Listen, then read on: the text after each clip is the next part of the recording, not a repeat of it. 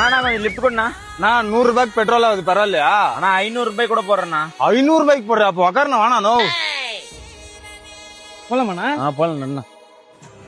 அண்ணா இங்க என்ன பண்ண அண்ணா நீங்க தான் காரை வண்டி சேல்ஸ்னது? ஆமாண்ணா.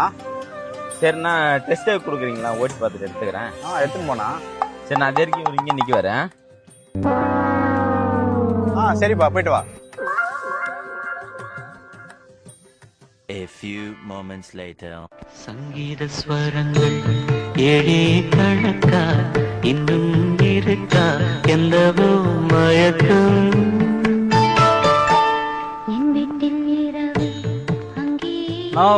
எங்க அம்மா வேற போன் பண்ணிக்குது. டைம் ஆயிடுச்சு, நான் வரேன்னா. டேய் எங்க போற? கார் எடுத்துட்டு போயிருக்கிறா, நீ பாட்டுக்கு போயிட்டா வரட்டு.